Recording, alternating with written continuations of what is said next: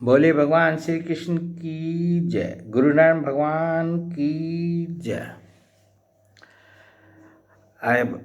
इस में हम जो हैं श्रीमद् भागवत महापुराण के स्कंद 7 के में जो स्तुतियाँ आई है और उसमें मुख्यतः 2 ही स्तुतियाँ आई थी। और एक तो जो है सब देवताओं ने हिरण्यकशिपु का वध करने जब हो गया था तो नरसिंह भगवान की स्तुति की थी, वो हमने पिछले वीडियो में पढ़ ली। और अब इस वीडियो में जो है एक स्तुति जो है इसमें स्कंद 7 में जो प्रहलाद जी ने भगवान नरसिंह भगवान की स्तुति की थी वो स्तुति आई है। उस स्तुति को इसमें पढ़ेंगे। तो जब सब देवताओं ने स्तुति कर ली उसके बावजूद भी भगवान का क्रोध शांत नहीं हुआ तो ब्रह्मा जी ने जो है लक्ष्मी जी को भेजा कि उनसे जो है क्रोध शांत हो जाएगा, परंतु भगवान का क्रोध तब भी शांत नहीं हुआ। तो ब्रह्मा जी ने जो है प्रहलाद को आदेश दिया कि जाओ, तुम जाओ और तुम्हारी से जो है भगवान का क्रोध शांत हो जाएगा। तो कि बेटा तुम्हारे पिता पर ही तो भगवान कुपित हुए थे, अब तुम ही उनके पास जाकर उन्हें शांत करो। भगवान के परम प्रेमी प्रहलाद जो आज्ञा कहकर और धीरे से भगवान के पास जाकर हाथ जोड़ पृथ्वी पर साष्टांग लौट गए। श्री नरसिंह भगवान ने देखा कि एक नन्हा सा बालक मेरे चरणों के पास पड़ा हुआ है। उनका हृदय दया से भर गया। उन्होंने प्रहलाद को उठाकर उनके सिर पर अपना वह कर कमल रख दिया जो काल सर्प से भयभीत पुरुषों को अभयदान करने वाला है। भगवान के कर कमलों का स्पर्श होते ही उनके बचे खुचे अशुभ संस्कार भी झड़ गए। तत्काल उन्हें परमात्म तत्व का साक्षात्कार हो गया। उन्होंने बड़े प्रेम और आनंद में मग्न होकर भगवान के चरण कमलों को अपने हृदय में धारण किया। उस समय उनका सारा शरीर पुलकित हो गया। हृदय में प्रेम की धारा प्रवाहित होने लगी और नेत्रों से आनंद अश्रु बहने लगे। प्रहलाद जी भावपूर्ण हृदय और निर्निमेष नैनों से भगवान को देख रहे थे। भाव समाधि से स्वयं एकाग्र हुए मन के द्वारा उन्होंने भगवान के गुणों का चिंतन करते हुए प्रेम गदगद वाणी से स्तुति की। तो प्रहलाद जी को जो है भगवान के करों का उनके सिर पर भगवान ने अपना हाथ रख दिया था जो काल सर्प को से भी अभय कर देता है। तो जो है तो उनके तो सारे पाप क्षण भर में ही समाप्त भी हो गए थे और उनमें जो है आत्म साक्षात्कार भी हो गया था। तो उस समय जो है उन्होंने जो भगवान की इस रूप की और सब चीज़ों की स्तुति जो की है बड़ी सुंदर स्तुति प्रहलाद जी ने की है, उसको हम पढ़ रहे हैं। प्रहलाद जी ने कहा, ब्रह्मा आदि देवता ऋषि मुनि और सिद्ध पुरुषों की वृद्धि की बुद्धि निरंतर सद्गुण में ही स्थित रहती है, फिर भी वे अपनी धारा प्रवाह स्तुति और अपने विविध गुणों से आपको अब तक भी संतुष्ट नहीं कर सके। फिर मैं तो घोर असुर जाति में उत्पन्न हुआ हूँ, क्या आप मुझसे संतुष्ट हो सकते हैं? मैं समझता हूँ कि धन, कुलीनता, रूप, तप, विद्या, ओज, तेज, प्रभाव, बल, पौरुष, बुद्धि और योग, ये सभी गुण परम पुरुष भगवान को संतुष्ट करने में समर्थ नहीं है, परंतु भक्ति से तो भगवान गजेंद्र पर भी संतुष्ट हो गए थे।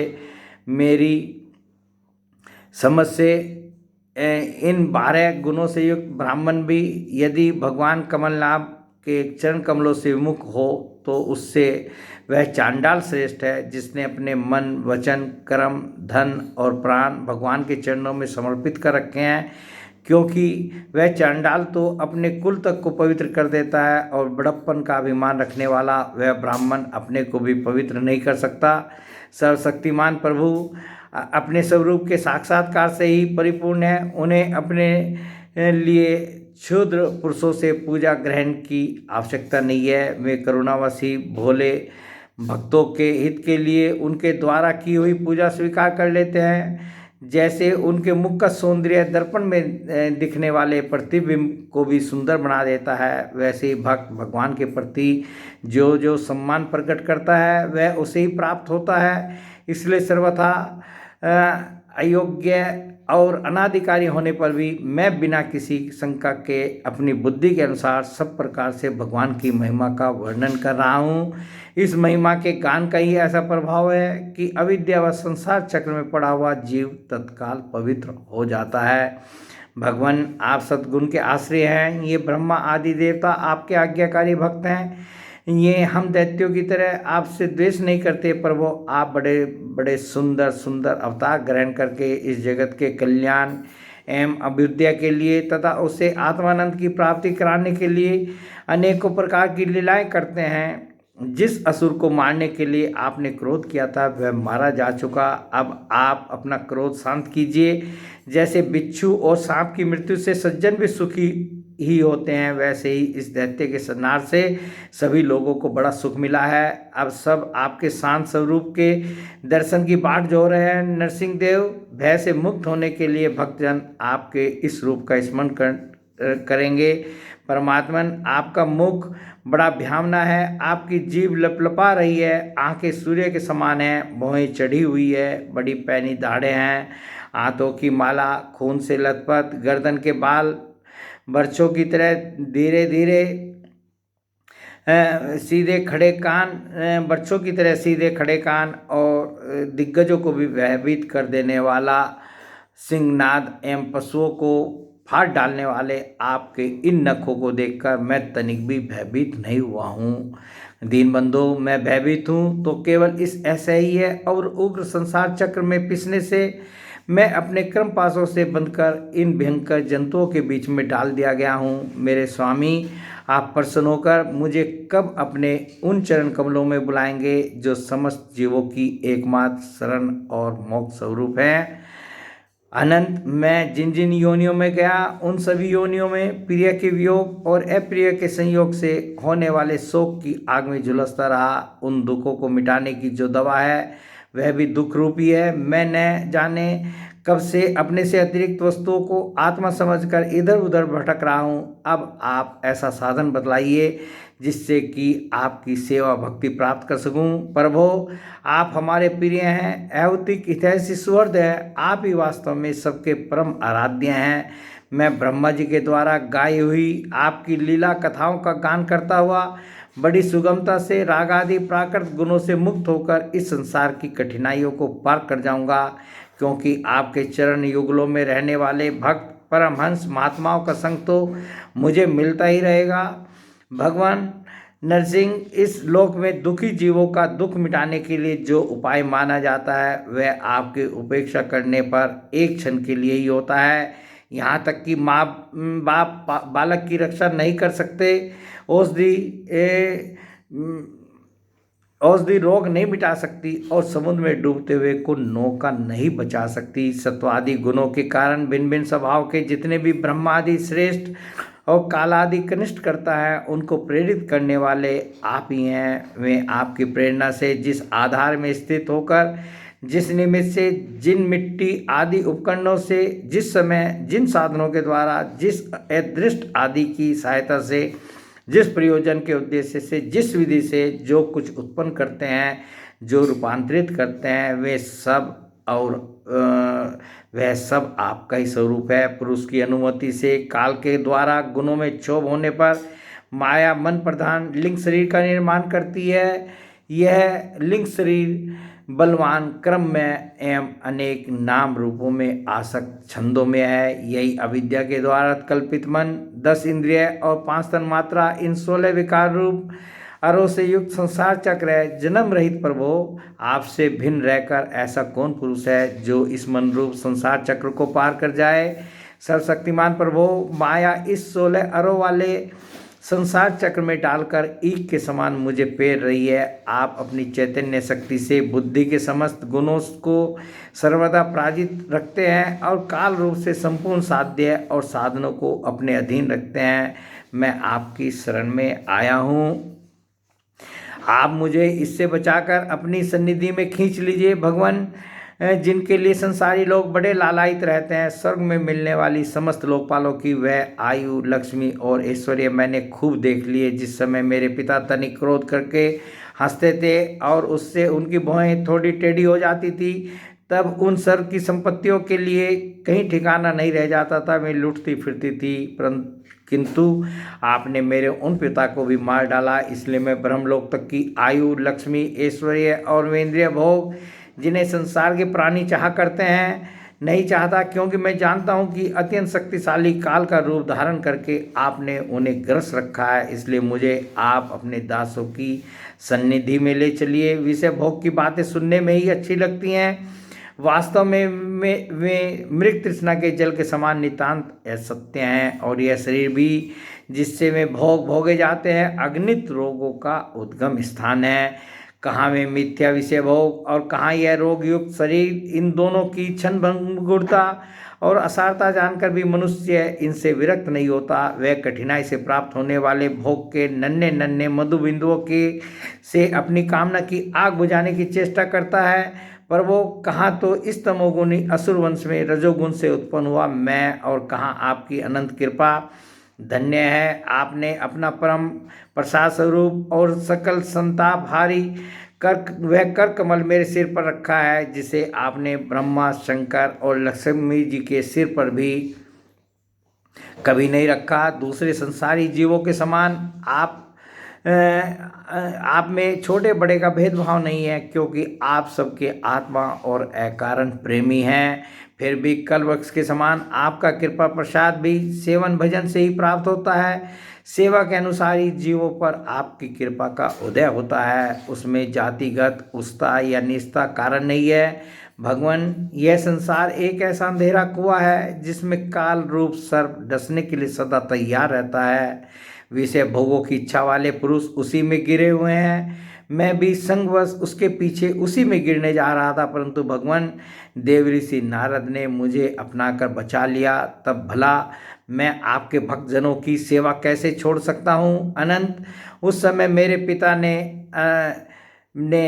अन्याय करने के लिए कमर कसकर हाथ में खड़ ले लिया, और वह कहने लगा कि यदि मेरे सिवा कोई और ईश्वर है तो तुझे बचा ले, मैं तेरा सिर काटता हूँ। उस समय आपने मेरे प्राणों की रक्षा की और मेरे पिता का वध किया। मैं तो समझता हूँ कि आपने अपने प्रेमी भक्त सनकादि ऋषियों का वचन सत्य करने के लिए ही वैसा किया था। भगवान, यह संपूर्ण जगत एकमात्र आप ही हैं, क्योंकि इसके आदि में आप ही कारण रूप से थे, अंत में आप ही अवधि के रूप में रहेंगे, और बीच में इसकी प्रतीति के रूप में भी केवल आप ही है। आप अपनी माया से गुणों के परिणाम स्वरूप इस जगत की सृष्टि करके इसमें पहले से विद्यमान रहने पर भी प्रवेश की लीला करते हैं, और उन गुणों से युक्त होकर अनेक मालूम पड़ रहे हैं।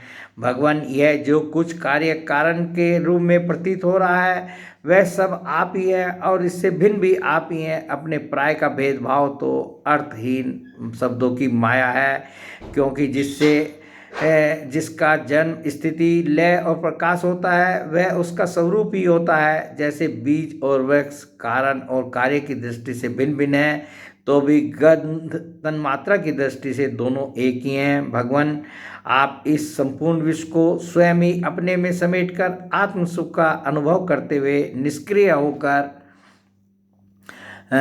प्रलयकालीन जल में शयन करते हैं। उस समय अपने स्वयं सिद्ध योग के द्वारा बाह्य दृष्टि को बंद कर आप अपने स्वरूप के प्रकाश में निद्रा को विलीन कर लेते हैं और तुरीय ब्रह्म पद में स्थित रहते हैं। उस समय आप न तो तमोगुण से ही युक्त होते हैं और न तो विषयों को ही स्वीकार करते हैं। आप अपनी काल शक्ति से प्रकृति के गुणों को प्रेरित करते हैं, इसलिए ब्रह्मांड आपका ही शरीर है। पहले यह आप में ही लीन था। जब प्रलयकालीन जल के भीतर शेष शैया पर शयन करने वाले आपने योग निद्रा की समाधि त्याग दी, तब वट के बीच से विशाल वृक्ष के समान आपकी नाभि से ब्रह्मांड कमल उत्पन्न हुआ। उस पर सूक्ष्मदर्शी ब्रह्मा जी प्रकट हुए। जब उन्हें कमल के सिवा और कुछ भी दिखाई न पड़ा, तब अपने में बीज रूप से व्याप्त आपको वे न जान सके और आपको अपने से बाहर समझकर जल के भीतर घुसकर 100 वर्ष तक ढूंढते रहे, परंतु वहाँ उन्हें कुछ नहीं मिला।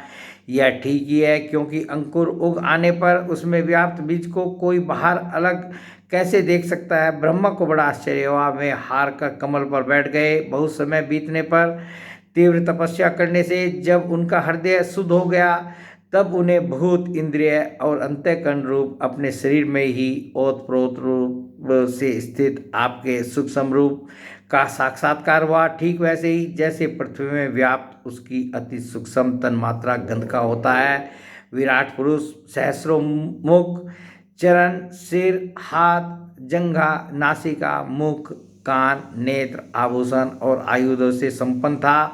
14 लोग उनके विभिन्न अंगों के रूप में शोभायमान थे। वह भगवान की एक लीलामयी मूर्ति थी। उसे देखकर ब्रह्मा जी को बड़ा आनंद हुआ। रजोगुण और तमोगुण रूप मधु और कैटभ नाम के 2 बड़े बलवान दैत्य थे।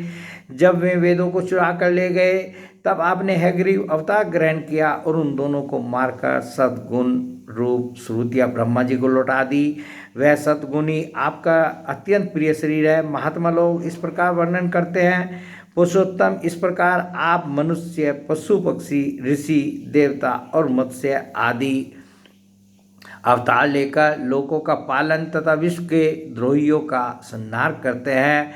इन अवतारों के द्वारा आप प्रत्येक युग में उसके धर्मों की रक्षा करते हैं। कलयुग में आप छिपकर गुप्त रूप से ही रहते हैं, इसलिए आपका एक नाम तिर्युग भी है। वैकुंठनाथ, मेरे मन की बड़ी दुर्दशा है। वह पाप वासनाओं से तो कलुषित है ही, स्वयं भी अत्यंत दुष्ट है। वह प्राय ही कामनाओं के कारण आतुर रहता है और हर शोक, भय एवं लोक परलोक, धन, पत्नी, पुत्र आदि की चिंताओं से व्याकुल रहता है। इसे आपकी लीला कथाओं में तो रस ही नहीं मिलता। इसके मारे मैं दीन हो रहा हूँ। ऐसे मन से मैं अपने आपके स्वरूप का चिंतन कैसे करूं? अच्युत, यह कभी न अघाने वाली जीभ मुझे स्वादिष्ट रसों की ओर खींचती रहती है। जनेंद्रिय सुंदरी स्त्री की ओर, त्वचा सुकोमल स्पर्श की ओर, पेट भोजन की ओर, कान मधुर संगीत की ओर, नासिका भीनी भीनी सुगंध की ओर और ये चपल नेत्र सौंदर्य की ओर मुझे खींचते रहते हैं। इनके सिवा कर्मेंद्रियां भी अपने अपने विषयों की ओर ले जाने को जो लगाती रहती है। मेरी तो वह दशा हो रही है जैसे किसी पुरुष की बहुत सी पत्नियां उसे अपने अपने शयन गृह में ले जाने के लिए चारों ओर से घसीट रही हों। इस प्रकार यह जीव अपने कर्मों के बंधन में पड़कर इस संसार रूप वैतरणी नदी में गिरा हुआ है। जन्म से मृत्यु, मृत्यु से जन्म और दोनों के द्वारा कर्म भोग करते करते यह भयभीत हो गया है। यह अपना है, यह पराया है। इस प्रकार के भेदभाव से युक्त होकर किसी से मित्रता करता है तो किसी से शत्रुता।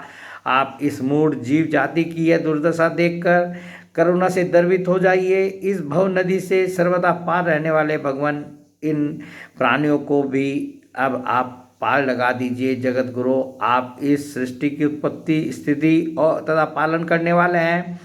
ऐसी अवस्था में इन जीवों को इस भव नदी के पार उतार देने में आपको क्या प्रयास है? दिन जनों के परम हितैषी प्रभो, भोले भटके मूढ़ ही महान पुरुषों के विशेष अनुग्रह पात्र होते हैं। हमें उसकी कोई आवश्यकता नहीं है, क्योंकि हम आपके प्रियजनों की सेवा में लगे रहते हैं। इसलिए पार जाने की हमें कभी चिंतन ही नहीं होती। परमात्मन, इस भव वैतरणी से पार उतरना दूसरे लोगों के लिए अवश्य ही कठिन है, परंतु मुझे तो इससे तनिक भी भय नहीं है, क्योंकि मेरा चित्त इस वैतरणी में नहीं, आपकी उन लीला के गान में मग्न रहता है जो स्वर्गीय अमृत को भी तिरस्कृत करने वाली अमृत, परम अमृत स्वरूप हैं। मैं उन मूढ़ प्राणियों के लिए शोक कर रहा हूँ जो आपके गुणगान से विमुख रहकर इंद्रियों के विषयों का माया में झूठा सुख प्राप्त करने के लिए अपने सिर पर सारे संसार का भार ढोते रहते हैं। मेरे स्वामी बड़े बड़े ऋषि मुनि तो प्राय अपनी मुक्ति के लिए निर्जन वन में जाकर मौन व्रत धारण कर लेते हैं। वे दूसरों की भलाई के लिए कोई विशेष प्रयत्न नहीं करते, परंतु मेरी दशा तो दूसरी ही हो रही है। मैं इन भूले हुए असहाय गरीबों को छोड़कर अकेला मुक्त होना नहीं चाहता और इन भटकते हुए प्राणियों के लिए आपके सिवा और कोई सहारा भी नहीं दिखाई दे पड़ता। घर में फंसे हुए लोगों को जो मैथुन आदि का सुख मिलता है वह अत्यंत तुच्छ एवं दुख रूपी है। जैसे कोई दोनों हाथों से खुजला रहा हो तो उस खुजली से में पहले उसे कुछ थोड़ा सा सुख मालूम होता है, परंतु पीछे से दुख ही दुख होता है। किंतु ये भूले हुए अज्ञानी मनुष्य बहुत दुख भोगने पर भी इन विषयों से अघाते नहीं। इसके विपरीत धीर पुरुष जैसे खुजलाहट को सह लेते हैं, वैसे ही कामादि वेग को भी सह लेते हैं। सहने से ही उनका नाश होता है। पुरुषोत्तम, मोक्ष के 10 साधन प्रसिद्ध हैं: मौन, ब्रह्मचर्य, शास्त्र श्रवण, तपस्या, स्वाध्याय, सब धर्म पालन, युक्तियों से शास्त्रों की व्याख्या, एकांत सेवन, जप और समाधि। परंतु जिनकी इंद्रिया वश में नहीं है उनके लिए ये सब जीविका के साधन अर्थात व्यापार मात्र रह जाते हैं। और दंभियों के लिए तो जब तक उनकी पोल खुलती नहीं तभी तक ये जीवन निर्वाह के साधन रहते हैं, और भंडाफोड़ हो जाने पर वह भी नहीं। वेदों ने बीज और अंकुर के समान आपके दो रूप बताए हैं, कार्य और कारण। वास्तव में आप प्राकृत रूप से रहित, परंतु इन कार्य और कारण रूपों को छोड़कर आपके ज्ञान का कोई और साधन भी नहीं है। काष्ठ मंथन के द्वारा जिस प्रकार अग्नि प्रकट की जाती है उसी प्रकार योगी जन भक्ति योग की साधना से आपको कार्य और कारण दोनों में ही ढूंढ निकालते हैं, क्योंकि वास्तव में ये दोनों आपसे पृथक नहीं है, आपके स्वरूप ही हैं। अनंत प्रभो, वायु, अग्नि, पृथ्वी, आकाश, जल में पंच तन्मात्राएँ, प्राण, इंद्रिय, मन, चित्त, अहंकार, संपूर्ण जगत एवं सगुण और निर्गुण सब कुछ केवल आप ही हैं। और तो क्या, मन और वाणी के द्वारा जो कुछ निरूपण किया गया है वह सब आपसे पृथक नहीं है। समग्र कीर्ति के आश्रय भगवान, ये सत्वादि गुण और इन गुणों के परिणाम सत महत्ववादी देवता, मनुष्य एवं मन आदि कोई भी आपका स्वरूप जानने में समर्थ नहीं है, क्योंकि ये सब आदि अंत वाले हैं और आप अनादि एवं अनंत हैं। ऐसा विचार करके ज्ञानी जन शब्दों की माया से उपरत हो जाते हैं। परम पूज्य, आपकी सेवा के 6 अंग हैं: नमस्कार, स्तुति, समस्त कर्मों का समर्पण, सेवा पूजा, चरण कमलों का चिंतन और लीला कथा का श्रवण। इस सठ सेवा के बिना आपके चरण कमलों की भक्ति कैसे प्राप्त हो सकती है, और भक्ति के बिना आपकी प्राप्ति कैसे होगी? प्रभु, आप तो अपने परम प्रियम भक्तजनों के परम हंसों के ही सर्व है। तो इस प्रकार जो है भगवान की स्तुति जो है प्रहलाद जी ने की। और देखिए इसमें जो ये भगवान के जो स्तुति में जो है प्रहलाद जी ने कहा कि आपकी सेवा के 6 अंग हैं: नमस्कार, स्तुति, समस्त कर्मों का समर्पण, सेवा पूजा, चरण कमलों का चिंतन और लीला कथा का श्रवण। तो हम जो है लीला कथा का श्रवण भी कर रहे हैं और स्तुति भी कर रहे हैं, और भगवान को जो है बार बार नमस्कार करते रहिए। वो भी भगवान की पूरा का पूरा एक सेवा ही है, मतलब भक्ति का एक अंग ही है, 6 जो है। तो ये स्तुति आज जो है यहाँ पर पूरी हुई। और इसके साथ ही जो है 7वें स्कंद में और भी जो प्रसंग हैं उनको हम पहले पढ़ चुके हैं, और उसमें जो स्तुति भी आई है उनका भी हम वीडियो बना चुके हैं। तो इसलिए ये 7वां स्कंद जो है ये समाप्त हो जा रहा है। बोलिए भगवान श्री कृष्ण की जय, गुरु नारायण भगवान की जय।